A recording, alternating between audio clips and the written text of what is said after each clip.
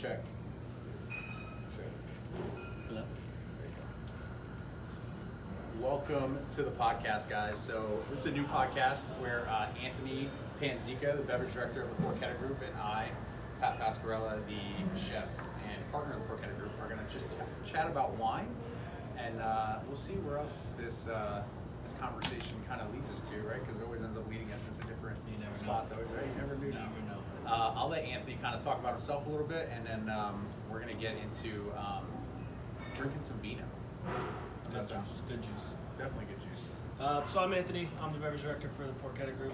I work. Thank you. You're welcome. I work next to this fine gentleman on almost a daily basis, and you know it's been a fun trip.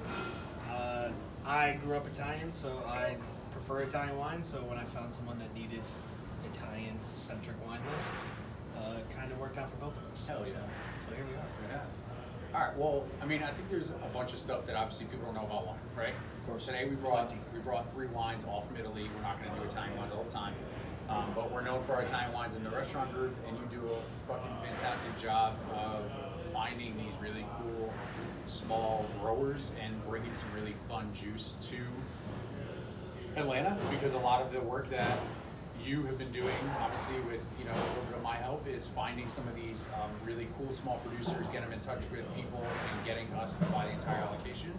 So, I mean, I think we even need to go before that. Why don't we start off with kind of trying to explain to somebody how it is to read a label. So, guys, real quick, you're going to be able to see, obviously, listen to this as a podcast, and if you ever want to watch this, it will be on my YouTube channel as well.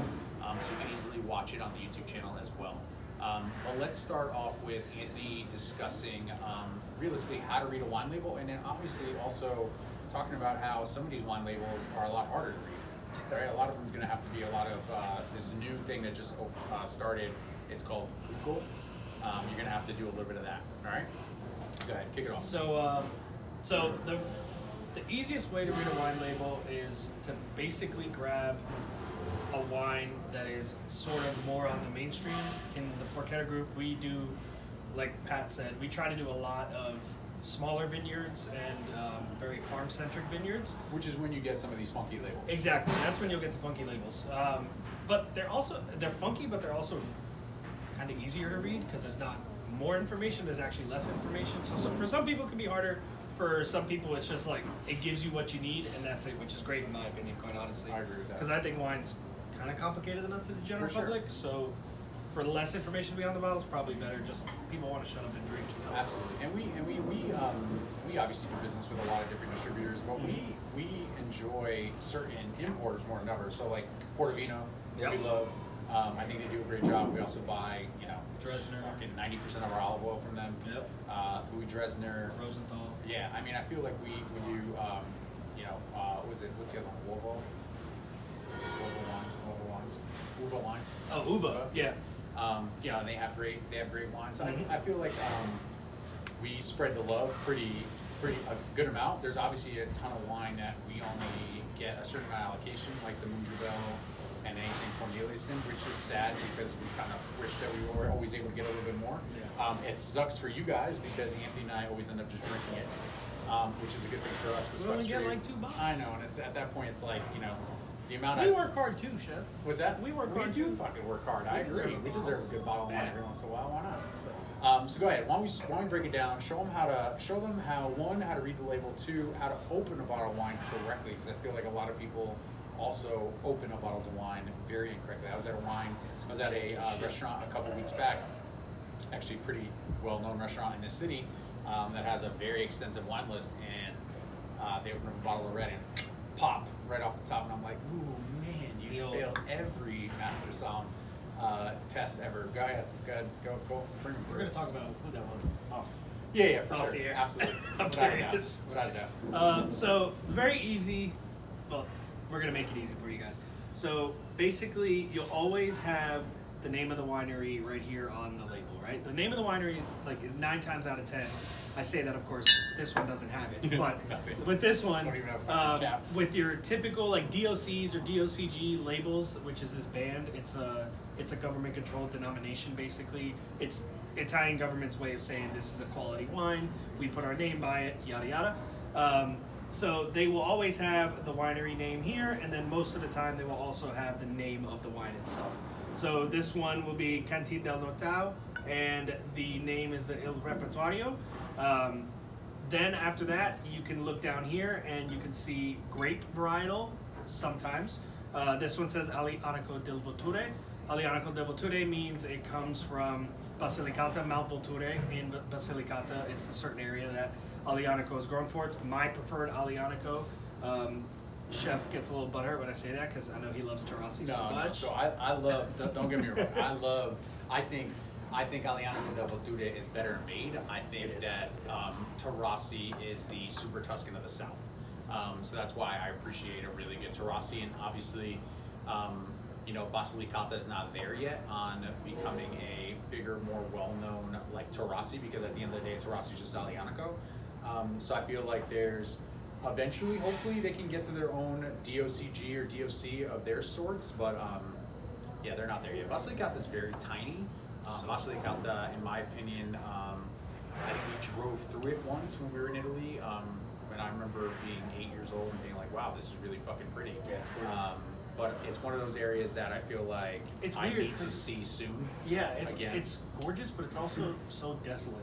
At the same time, it's weird. Yeah, and it's got a ton of it's got a ton of volcanic soil. It's just, I mean, it's ripe for the style of wine that I like to drink, style of wine Anthony likes to drink, style of wine that we serve a lot of in our restaurants. But yeah, I mean, I listen, man, I don't discriminate on wine. I drink everything. You drink it. It's fucking delicious. If it's juice, you drink it. That's it. So, front of the label, winery, grape varietal most of the time, and name of the wine if they did decide to name the wine. After that, you can look on the back, which would be right here, obviously. Your vintage will be on the back. Sometimes it's on the front, but more likely than not, it's always on the back. Some people don't like putting the vintages on the front. Don't know exactly why, but vintages will 9 times out of 10 be on the back as well. Then you can look underneath the name right here. It basically, what this winery did was kind of repeat the front label on a smaller scale back here. So you'll always see the winery's name again back here with the vintage back there, and then you'll also see whether it says Vino Rosso or Vino Bianco, which just means white wine or red wine in the Italian language. And then you'll have, if it's an estate wine, it'll say estate bottled by this winery, Cantin del Notao. And then you'll also have product of Italy, things like that they legally have to put in order to be a denomination, a government guaranteed controlled area from the country of Italy. Nice, man. And like we said, this is your very quintessential label. Like if you go to your Total Wines, if you go maybe to a grocery store, or even just a liquor store and you find a Italian bottle there, it's most likely going to have a red wine like this. Now, when you get to wines like this, Like the ones we're about to drink. the freaky deaky shit, the fun stuff, this is where it gets a little weird because a lot of these people kind of don't really want to be bothered with the government because they're farmers at heart. Like Nobody wants to be bothered. no, nobody wants to be bothered by the government, but especially farmers. Yeah. Wherever my farmers are, I know how you guys are living. These people have acres and acres, and they just want to live their solitude lives and eat good food and drink good wine, and they happen to be really good at making the wine. So what they do is they farm organically or biodynamically. They do everything by the book, the way nature intended, for a farm to be ran, basically. And because of that, they don't have the resources to reach out to the government and kind of say, hey, we want to go under this denomination like this winery did, but they also don't have the funds because they are typically smaller operations, and those types of certifications require money. Just like you could go to your local farmers market and get, that they're farming organically, but they are not USDA certified because they don't want to pay the USDA $3,000 annually because that could close their doors. At the end of the day, that's all the government's good for, dude. They just fucking find a way to tax you or charge you money. Put a sticker on it. But I feel as if, there's a couple of wines that Anthony brought in that I feel like, in my opinion, this is the shit I want to drink anyway. Like, there's so many laws and regulations around that. Like, my favorite wine growing up, my favorite wine when I got older and I was able to drink wine was Brunello di Montalcino. What does that mean, though, in an Italian household? Yeah, when it's you were old 7. enough to drink? But I was drinking my dad's wine at that point. It was fucking motor oil with a hint of grape. But I feel lately, I think the coolest thing about wine is the fact that, one, it's a living thing, right? Two, I think the cool thing about it is that, you don't have to play by the rules. I also feel like that's kind of how it's also kind of how we run this restaurant group, right? We play by the rules where we have to, obviously the city regulation, everything like that, but I put cheese on fucking fish, because why the fuck not? Like, who's gonna tell me not to? You know what I'm saying? Exactly, but it's one of those things where it's like, I'm all for, playing by the rules of the Italians, but like, for instance, our pizza at Grana, right? We're filming at Grana right now. Our pizza at Grana, we opened this restaurant, it was San Marzano tomatoes, it was buffalo mozzarella, it was all that shit, but at the end of the day, what are the Italians known for?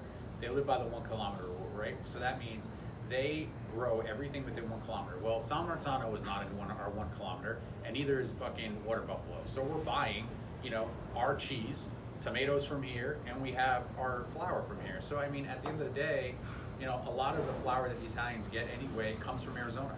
So it's funny that we're sitting here and we're trying to buy all this product to make it taste like, but at the end of the day, the Italian cuisine is you take what's in your backyard and you make it taste good. And doing it in a way where you don't need all these designations, right? So these guys take these beautiful wines and they're like, fuck it, we're just gonna write Rosso on it. I mean, it's red.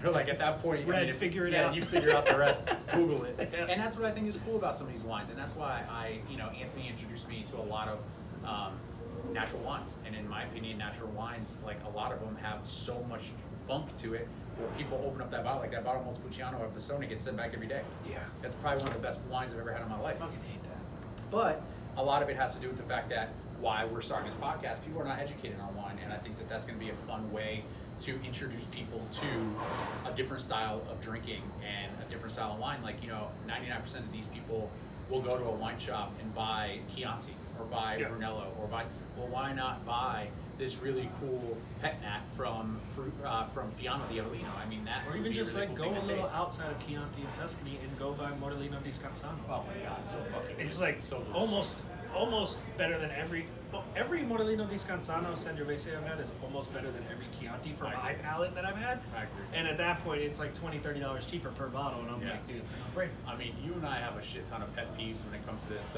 wine industry and how so many people shit on certain wines from Italy and whites from Campania. Listen, man, a Campania white legit reminds me of a fucking farmer, right? It's a hard-working person's wine, all right? So if you're not sitting out there in the fields working all day, skip over Falanghina. In my opinion, it's fucking delicious. A lot of people shit on it, but in my A lot of opinion, people it's don't amazing. realize it was like the Roman wine. Oh, yeah. Like back in the nobody wants to do the homework on it. Roman times, like that was a big deal. If you back then, Campania was known as Falernia, and Falanghina was most likely the grape that created the Roman Falernum. So anyone who likes a little bit of Roman history has heard of that wine that they drink. And it was literally made in Campania. And if you weren't part of the aristocracy and you got caught drinking it, you basically got beheaded. Of course. Like they made the best wine back then, and they basically make delicious some of the wine best wine to this day. I agree. Like, but volcanic soil. That's what we always say. Yeah, that's it. That's what I So always say. we're gonna dive into these wines and kind of give you a little run of like what we're both tasting and everything like that. Anthony's always has these funky, weird ways of telling about wine. Like it smells like underneath your feet after a rainy day somewhere in Guam, and then you're like, oh shit, yeah, it's fucking exactly how it tastes. I've never been to Guam. But Yeah, that's what it smells that's like. exactly what it smells like. But as we continue on with this podcast, and obviously we're gonna post it on YouTube, I think the way we're probably gonna do it is picking certain areas of France, Portugal, Spain, California, and then really dialing in, like telling you guys the exact climate of Sicily and why a Grillo from Sicily tastes so fucking amazing, and why nobody can touch a Nero Diavola. And I think it'll be fun for us to kind of guide and coach, especially with us basically being an 100% Italian wine list and the only ones in the city. I think it's probably worth listening to, especially if you enjoy a lot of our wines, which a lot of you guys do. I mean, we sell a ton of wine at all of our restaurants, and a lot of these wines you can't get in wine shops yet. But we'll work on that later. But let's crack open that guy. So go over it. What is it? What vineyard it is? So all that stuff. Foradori is the name of the cellars, but it's made by Elisabetta Foradori. She is a magician, basically, when it comes to making wine. So she took a grape called Teroldego, and Teroldego is a cross between Syrah and Pinot Noir.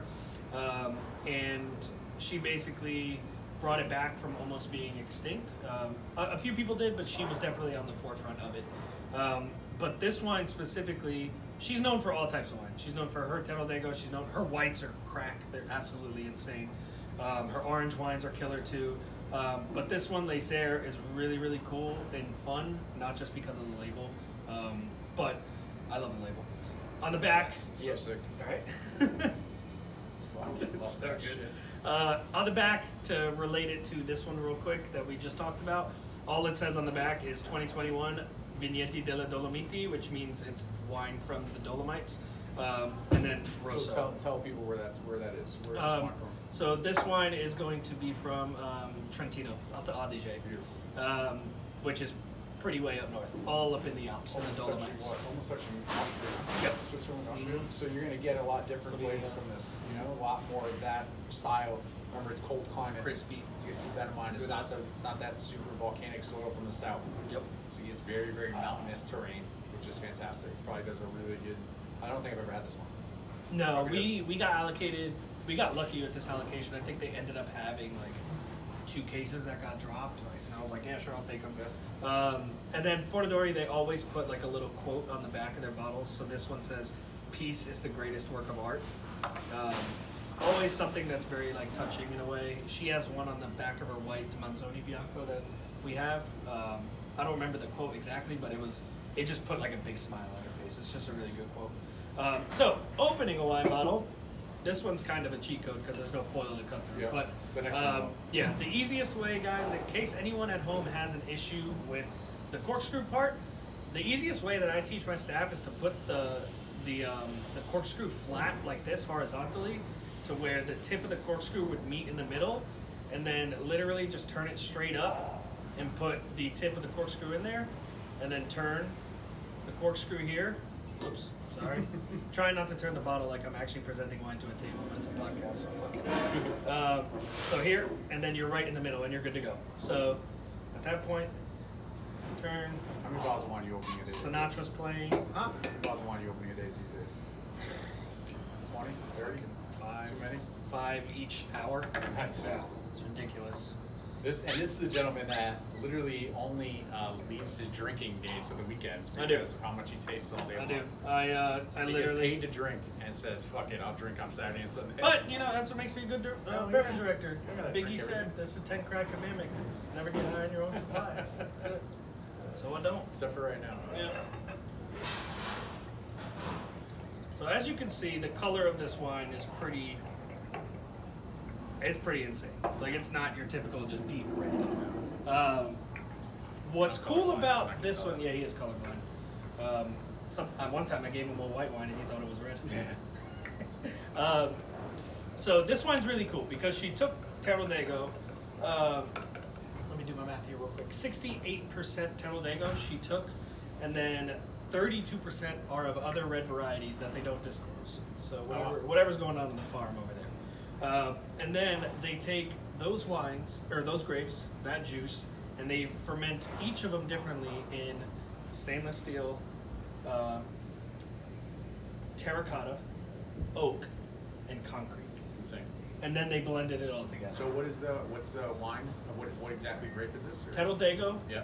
68%, and then Yeah. the other 32 are just field varieties. awesome. Yeah. Very cool. Which is another thing that's really cool about these smaller wineries and these natural wines, so to say, is they, a lot of the times, like at Alici, our spot opening up shortly, like it got to the point where some of these wines have like 7, 8 grapes on it. Can't list them all. And you can't list them all, it just makes the menu look terrible. So I just put Sardinian Field Blend or, Etna Farm Blend, like, because that's basically what they are. These guys, like the Mortalito guy, Yeah. that Tutu Rosso, he's got like 8 grapes in that, and it's red and white grapes. So a lot of these people, and it could be just because they get bored and they want to experiment, which is what I love about the natural wines, is that they, like you said, they forego all the rules and they Yeah. basically say, fuck If you it. smell this wine, you could off the rip tell exactly what the hell it is. Yeah. Like it's a northern wine. It's got very, very, very like concentrated fruit flavor. The color's insane. It's in my opinion probably be served just a slight chillier. But like and that's another thing, right? So let's try to kind of show them in my way how I smell wine. So a lot of people sit there and they'll go, like that, like you really got to get your fucking nose in Get that the glass. schnoz in Like, I there. mean, we have Italian noses for a reason. It's supposed to reach the wine without having to do much work. Hey, this So- one's actually a little tough for me because I got a Yeah, the wide glass. nose. You got a long nose. I got a long nose. So you can get I got, right in they there. say I got a Roman nose. It roams all over my face. That's incredibly disrespectful, but I still laugh when people say it. So please don't say that to me in public. Wait till we're in private. So in my opinion, this wine is one of the most interesting wines I've had in a long time. I think it has, I feel like it's very, very complex and there's a lot going on. All of them and wines. probably a really fun thing to start with. Yep. You know, you can't really see it because unless you go to watch on YouTube, but the legs on this wine are insane. It literally coats the entire glass. And you can see it's slightly on when we give it a nice shaking, it's starting to create a little bit of bubbles there, which means, in my opinion, it's super natural and it's got a lot of air still in that wine. You know what's interesting about this wine too is that the legs are really prominent, and so when I was training staff today, they asked me about the legs, and there's this myth that legs mean it's a good quality wine. No, that's not true. It's nothing to do with No it. way. So I think people just like to say a glass of wine has nice legs. yeah, legs, all it is just a glycerin content because glycerin is a byproduct of alcohol. So the higher alcohol the wine is, the more viscous legs it's going to have falling down the side of the glass. Which makes sense because most of the people that talk about legs are like your 15-60% Napa Yeah, of drinkers. course. So it's somehow, some way got started there. Garbage ass wine. Sorry guys, a lot of people like Napa Hey, your Cabs boy in our- Matthias is in Napa. Yeah, that's my boy. Yeah. I like that guy. Yeah. So, so this wine, in my opinion, it reminds me of my wife's the pastry chef for the Porchetta Group. It reminds me of her blueberry compote. It's got a lot of that stewed fruit smell to it, but also, like in my opinion, it seems like a lighter wine. Unless I haven't tasted it yet, but it seems on the lighter side. Oh, it's light, but It's almost like a Pinot Noir. dude, when it smells like a blueberry, Yeah. but when you drink it, that shit's straight red raspberry. It's like red raspberry Jolly Rancher. Like, it's minerally, it's flinty, it's got these darker red fruits. Flinty's a good word. I like that. Yeah. Very, very mineral driven.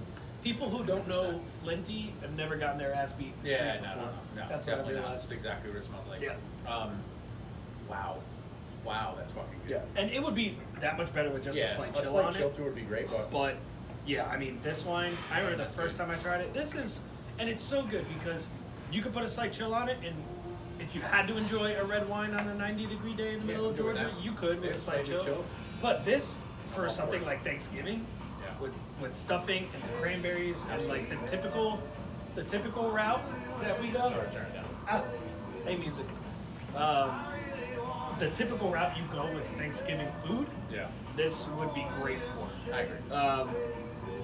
Problem is there was only like so many bottles that came to the States, so if you're watching and you're gonna go look for a bottle, hopefully you can find it. But yeah, to me this is very quintessential Thanksgiving wine. We're in November. My family, we don't really do turkey and cranberry and all that. Last year we did porchetta. Yeah.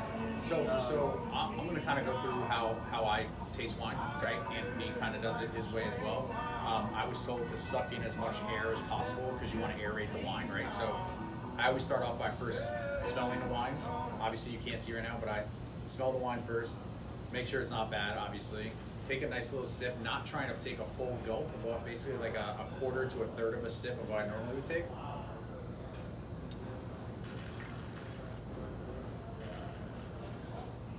And really trying to take in that air, but also allowing the wine to touch the back of your tongue because a lot of your taste buds are there. So you gotta remember how your tongue works. All the taste buds start from the beginning and then go all the way to the back. That's why some of the wines, you'll taste certain things on the front side, like when Anthony said raspberries, I tasted on the front side, and the back end gets all the minerality. So you just gotta remember that's kind of the stuff you wanna do when you're tasting wine. So And- Anthony tastes a little bit differently. He's not as much as I'm obnoxious. He's not as much as a suck-in as I am sometimes, but sometimes he gets a little intense with it. But go your way. I'm more of a swisher, so I swirl it. I put my nose towards the top of the glass. I find that I get a lot more aromas lifting up from the wine itself to the top of the glass. I find if I put my nose too close to the wine itself, I get more alcohol and then I just burn my sinuses. So I give it a swirl to let the oxygen get into the wine to release the aromatic compounds, and then I go to the top right here. After that, I give one more swirl, and then I go in.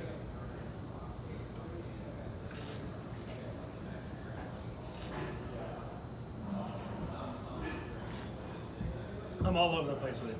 I slurp, I swirl, I swish around like it's mouthwash.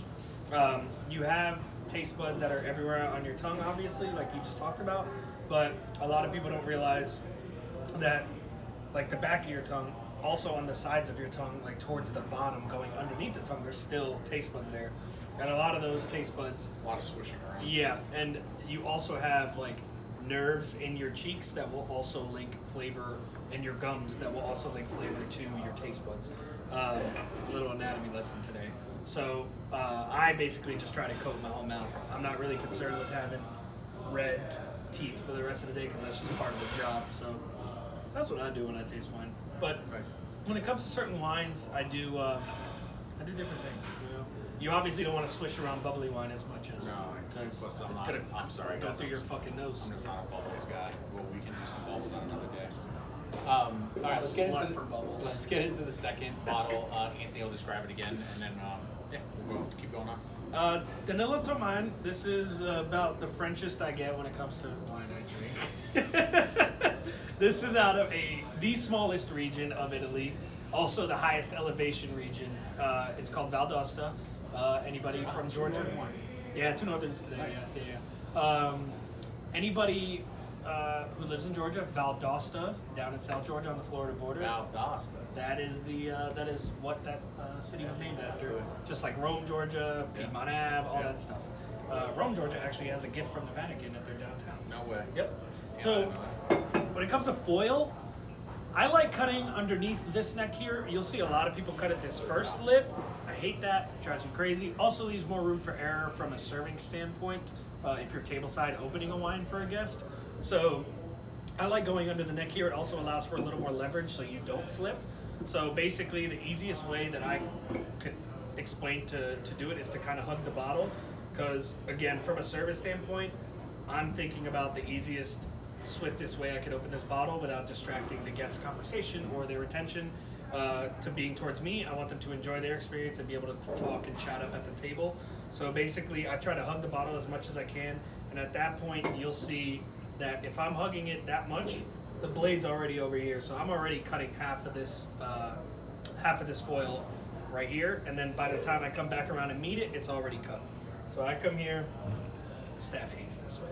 Nobody can get it. Yeah, I don't really I'm the understand only one why. that does it. Yeah, I think, yeah, I don't really get it. There's, you can kind of tell who knows how to open up a bottle of wine by the way people open it. And this is, you know, it obviously depends if I'm drinking a cheap ass bottle of wine at home, I'm not opening it this way. If I'm enjoying a nice expensive bottle of wine, that's exactly how I want it open. Oh I shit, can if I'm say- at home, Yeah. and if this is loose enough, I'm Yeah, I pulling the would thing throw right it. off. I also think that there is about 99% of the time I go out to dinner and order a bottle of wine, it's done an incorrect way. I mean, there's no correct or incorrect way. The other way, though, I always see them opening up a bottle of wine and leaving a lot of foil on and kind of ruining the experience of the wine. So, yeah, I mean, in my opinion, the way he did it is perfect. It's clean. If you're looking at it, it's super, super clean, not rush room for error for anything. But I think I've had this, and I remember enjoying this very much, and I'm actually really pumped to try it again. We've had it for a little bit. It's a little harder of a sell because it's one of those grapes people don't know about. What is the grape? It's called Petit Rouge. It's basically like the main red grape in Val d'Aosta. That's what everyone grows out there. And it's kind of lighter in body, like a medium bodied, pretty. It's kind of got this like smoke thing going on to it too. It's really fun. Kind of reminiscent of like a Cinsault in a way. What's the French grape that's supposed to be like kind of now? Grenache. Grenache. Okay. Yep. So there's a constant. Well, be careful because Grenache, they say, is not French and it's actually Spanish. But you talk to Sardinians, and Cananao, which is Grenache, is the OG. So it's like, who came first? Yeah, it's like I have to finally school a bunch of French people on croissant. Thank It's God. actually Tell not them, French. chef. It's actually cornetto, and it was actually invented in Italy first, and then brought over because the Thought chef. you had us, didn't you? Yeah, because the chef that was in Italy ended up being the chef for the King of France and brought over this cornetto, and he's like, holy shit, that's amazing. Let's call it a croissant. And this soft fuck said, okay, let's call it a croissant, and he could have just left it as a cornetto. There's But, one thing it's that okay. that sucks about like Italian history is they're just not good at marketing their own shit. No, hell no, because they're not. like And the plus, they like to keep all the shit for themselves. the champagne method was made by an Italian. Yeah, It was I called agree. the Martinotti method, but they didn't market it well, and then they ended up calling it the What champagne was that? method. What was that? That line in Sopranos about who invented the electricity or Oh, something like that? the light bulb? Yeah. That was good. It was an Edison. Italian. It was not Edison. It was an Italian. Oh man, that's great.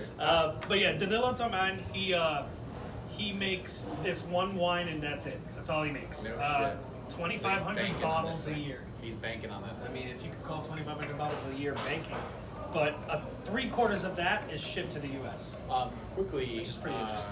Well, you don't really know right now, but these bottles of wine specifically would run you what at the restaurant? The first one would run you about 70, 80 bucks. 4 Dory Lacer, yeah, it's about 70, 80 bucks. And this guy?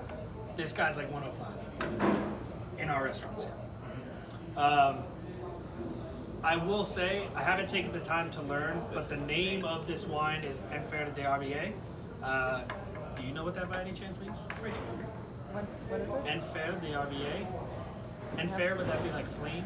I have to read it. It might be like some weird Italian French dialect thing, but Dude, this yeah, is insane. he that region is very heavily French influenced. Like the cheeses, the meats, the wines, they speak more French. It's like the Basque Yeah. region of Spain. Yeah. They speak way more like French basically than they do Italian.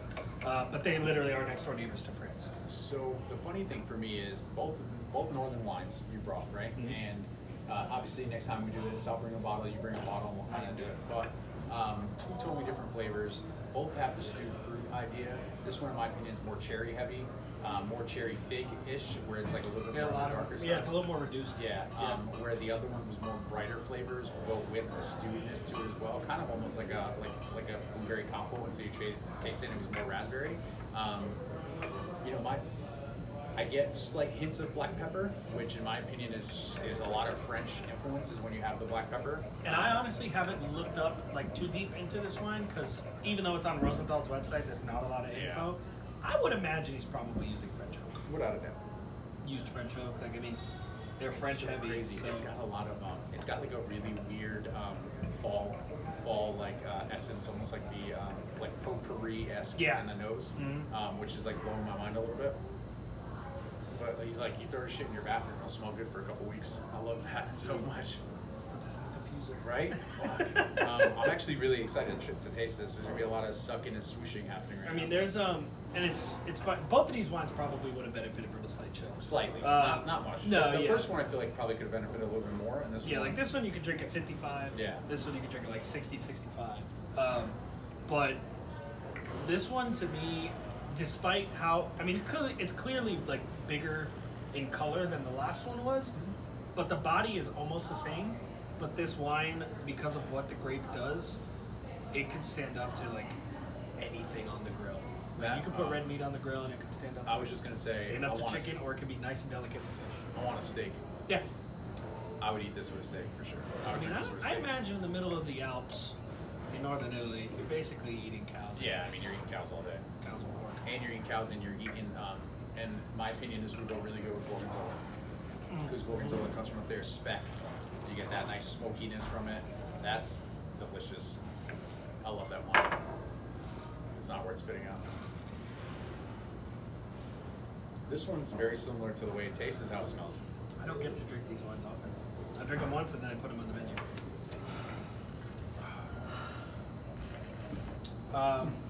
This one is unfined and unfiltered as well, just like this one is. So You need to eat this with food though.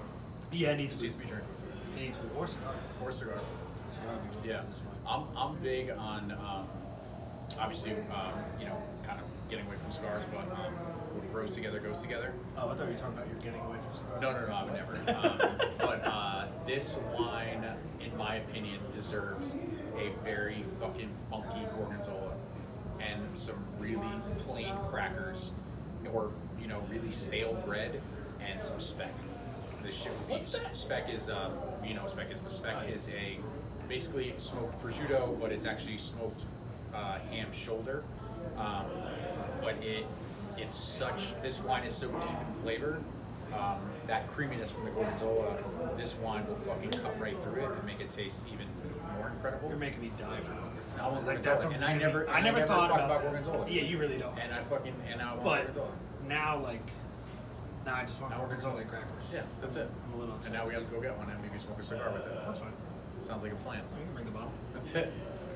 Anything else you want to leave them with this week? And then we'll obviously go a little more in depth next week. But anything that you're enjoying right now, drinking? Like, is there a certain grape variety that you're? I mean, I could kind of take this for a little bit. Anthony and I tasted some wine a few weeks back for a project that we're working on down the line. But he single-handedly turned me on to American wine again. And I would, for a very long time, is our anti-California, anti-anything, until you start drinking some of this very, very well-produced wine from California, Washington, and Oregon. So I've been on this little kick of Oregon wines lately, but better made, obviously. So now when we go to wine shops, when we go to wine shops lately, we've been aiming in that direction. So we've been trying to see what else they have, but anything that Amanda brought us that day is what I'm kind of striving for. So I've actually been drinking quite a bit of, in my opinion, Northern Italian reds are aiming in that direction of what they're doing there. Obviously, I can't ever get away from my Italian whites, but we have been drinking at home lately. To be honest, we've been drinking some French whites, which I've been enjoying. So I'm actually really pumped to bring some wine next week. I think we should probably stick to a region, and I will obviously tell you what it is the day of. But I would definitely make your way to a wine shop if you can find one that sells this wine. The only thing that sucks about some of the stuff we're going to talk about is we own the entire allocation of a lot of this stuff. So hopefully you can kind of hint in what direction we want to aim towards later on, and as we're continuously destroying the game for our restaurant group. But I just think that a lot of the stuff that we're drinking these days, a lot of the stuff that we keep tasting, only makes sense that we own it all.